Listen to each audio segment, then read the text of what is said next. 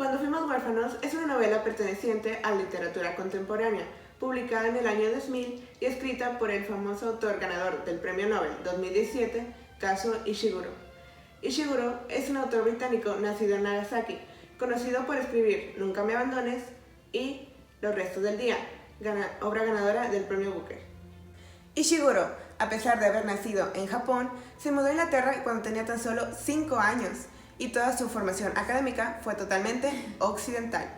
Se recibió de filósofo y de licenciado en letras inglesas en la Universidad de Kent y obtuvo su posgrado en escritura creativa en la Universidad de Anglia. Ahí fue estudiante de Malcolm Bradbury, ganador del Premio Booker, de Angela Cartwright y de Paul Bailey. Su técnica fue inspirada por Muscle Press y su obra por la parte de Swan. El autor suele narrar en primera persona y sus personajes representan fracasos. Christopher Banks se convirtió en uno de los detectives más importantes de Londres. Sin embargo, cuando comenzó a recordar su pasado, decide retomar el caso perdido de sus padres. En el viaje de vuelta a Shanghái, su país natal y el lugar donde desaparecieron sus padres, se dio cuenta de todas las mentiras en las cuales vivió toda su niñez y descubre por fin la verdad oculta. Así que, Puffin, perdón, Christopher, así que, ¿qué voy a decirte? ¿Por dónde empezamos? Por mis padres, ¿dónde están? Tu padre, me temo, está muerto. Hace muchos años, lo siento. No dije nada y esperé. Al cabo, tío Philip dijo, dime, Christopher, ¿qué crees que le sucedió a tu padre? ¿Qué diablos te importa a ti lo que yo pueda creer? He venido a que tú me lo cuentes. Muy bien. Pero sentía curiosidad por saber lo que has averiguado por ti mismo. Después de todo, te has labrado un nombre como detective. Esto último me irritó, pero pensé que solo se mostraría comunicativo conmigo si seguía sus reglas del juego. Así que acabé diciendo, mi conjetura apunta que mi padre adoptó una postura valerosa contra sus propios patronos en relación con los beneficios del comercio del opio de aquel tiempo.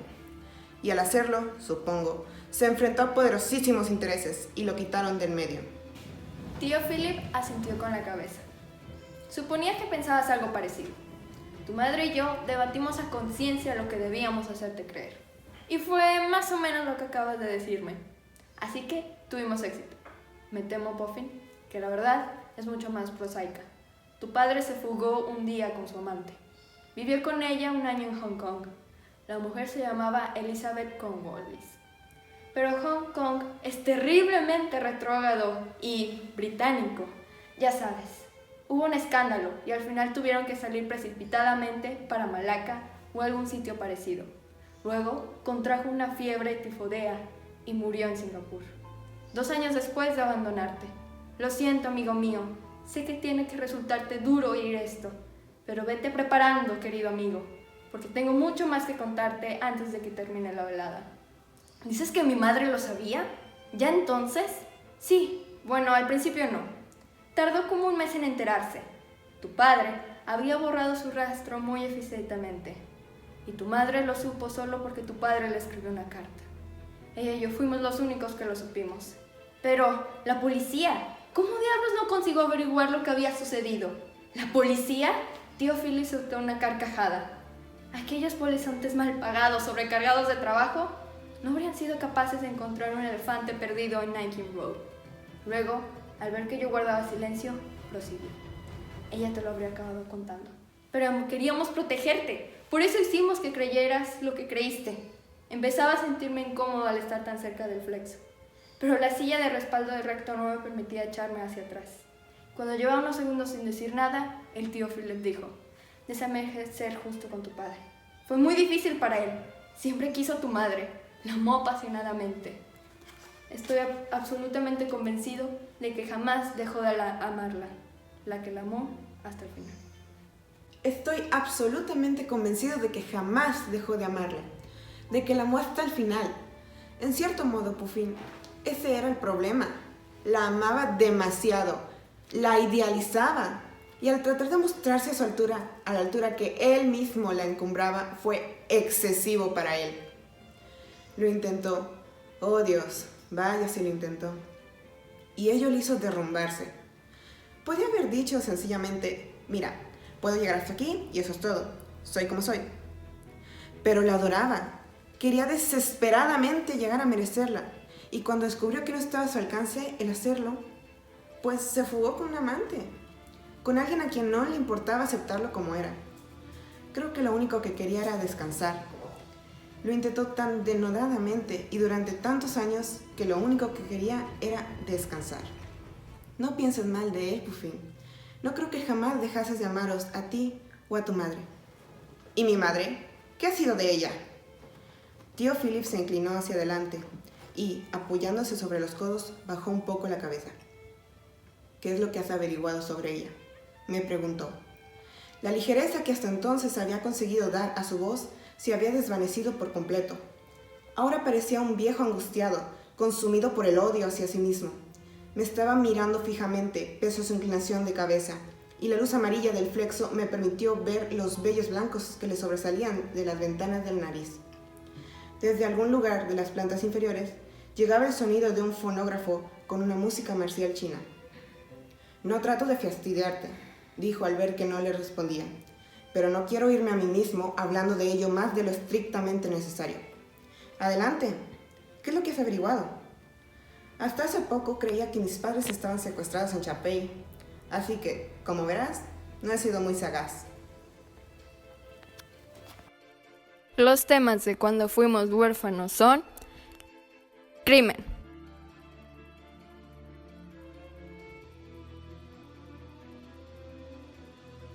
violencia, guerra, comercio del opio, memorias, engaños, moral, qué es bueno y qué es malo,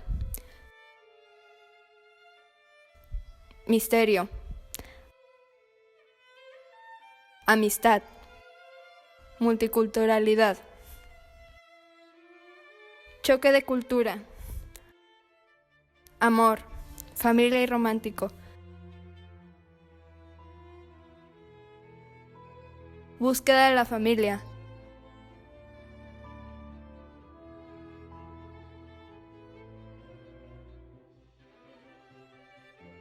sacrificio,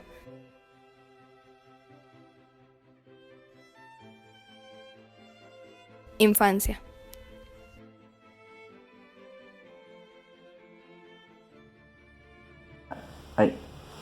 En esta obra se encuentran 4 tesis principales, donde la principal que yo considero que es, voy a leerles un pasaje de cómo se aplica en la novela. Bueno, la primera tesis es que el mal se radica desde la raíz, que es encontrar el punto donde comienza la maldad. Para poder por fin exterminarla necesitas eliminar ese punto. Se necesitan buenos hombres para construir el mundo, la moral, porque esto Christopher Banks lo pone como una tablillas que si no están juntas van a derrumbarse. También hay personas que siempre regresarán al pasado, que creo que es como la tesis principal. Les voy a leer un pasaje donde dice eso. Mi impresión es que piensa tanto en mí misma como en mí, cuando habla de un sentido de misión y de lo vano que resulta intentar excavar a ello. ¿Acaso hay quienes son capaces de vivir su vida libres de tales inquietudes? Pero para quienes no somos capaces de hacerlo, nuestro destino es encarar el mundo como huérfanos. Huérfanos que a lo largo de los años persiguen las sombras de sus desaparecidos padres. En tal caso, nadie puede hacerse salvo de tratar de llevar nuestra misión hasta su entero cumplimiento. Como mejor podamos, pues si no lo hacemos jamás nos podrá ser el dado del societe.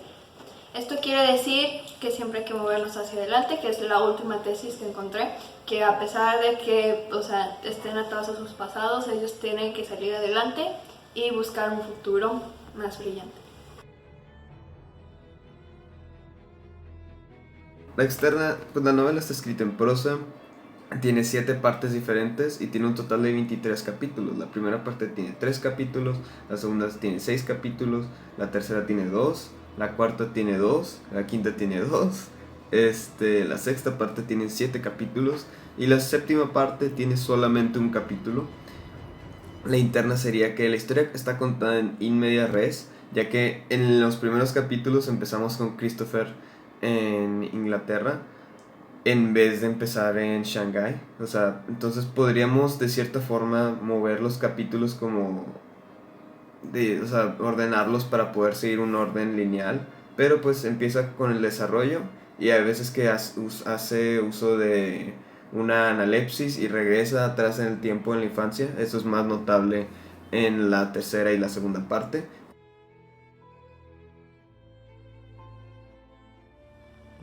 El narrador de esta novela es un narrador entregético. ¿Por qué? Porque él participa en los hechos, el personaje actúa, juzga todo lo que sucede a su alrededor, pero al mismo tiempo es un narrador protagonista, porque él mismo es el personaje principal de la novela.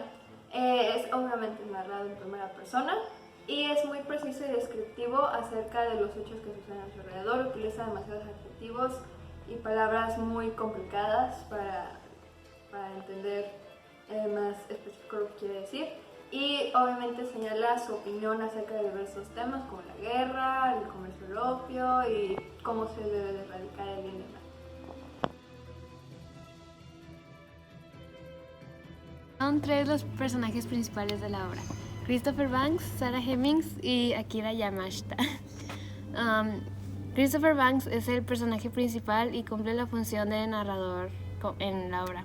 La característica más destacada del personaje es su entendimiento de la estructura social en la que se encuentra y su capacidad de adaptarse a situaciones sociales que después le permiten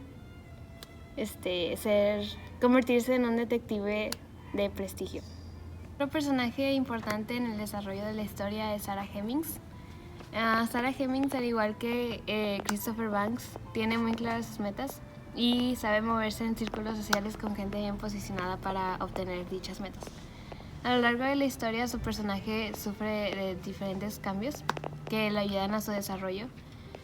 Por ejemplo, pasa de querer obtener un gran estatus social a vivir una vida estable en un pueblo chico en China. El personaje de Akira Yamashita también cumple con un rol importante, especialmente en la infancia de Christopher Banks. Es el deseo de encontrar a Akira parte de lo que influencia a Christopher Banks a volver a Shanghái. Y el desarrollo de Akira Yamashita está implícito porque deja de ser mencionado cuando Christopher deja atrás esa etapa de su infancia. Y sin embargo, cuando se reencuentran, nos dan a conocer que es un soldado del ejército y que fue un traidor para su país, por lo que se puede decir que su desarrollo tiene una decadencia. A través de toda la novela se pueden observar diferentes campos semánticos. Entre ellos está la familia, ya que la historia se basa en que el protagonista tiene que encontrar a sus padres. También está la guerra, ya que el contexto de la historia es en dos diferentes guerras: la guerra del opio y la guerra chino-japonesa. Están las estaciones representando el tiempo que pasó desde la infancia de Banks hasta ahora. Está también su casa, las partes de la casa, ya que Banks, al recordar toda su infancia, recuerda cada parte de donde él vivió. Y por último está la nostalgia, ya que durante toda la obra el protagonista se pasa recordando y teniendo memorias de cómo fue su vida en Shanghái cuando era niño. Pienso en los recursos morfosintácticos, más que nada para agregar una fluidez al texto y que, digamos, lo puedas ir construyendo tu propia, o sea, construyendo la historia en tu cabeza. La figura retórica que está más presente a lo largo de la obra es el epíteto. El epíteto consiste en mencionar adjetivos calificativos donde no son estrictamente necesarios. En el caso de esta obra, se utilizan mucho al momento de describir personas con los que Christopher interactúa para dar a conocer su nacionalidad y hacer énfasis al hecho de que hay una gran diversidad de nacionalidades en un solo lugar, que es Shanghái.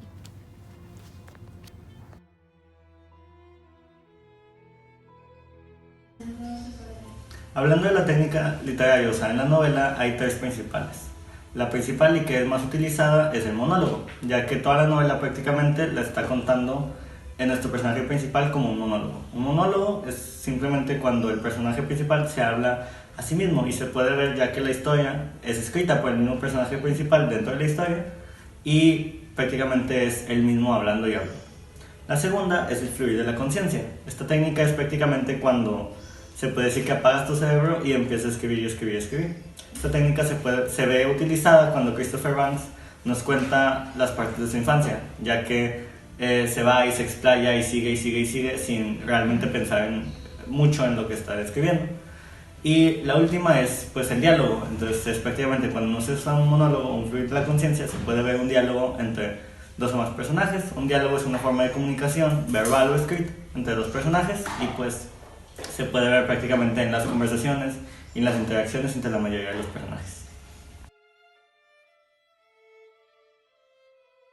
En conclusión, se puede ver a partir de todo el análisis literario que se hizo, viendo los temas, las tesis, los campos semánticos, incluyendo la técnica literaria, se puede ver cómo se le añade un significado a la trama y a la vez una profundidad para que no sea solo una historia detective más, sino que tenga una profundidad que busque a la familia, etc. Y temas que no son tan comúnmente tocados en otras historias de detectives, que no simplemente es un caso por resolver, sino que tiene personajes pues únicos y que ayudan a darle un poquito más de complejidad y un poco más de significado.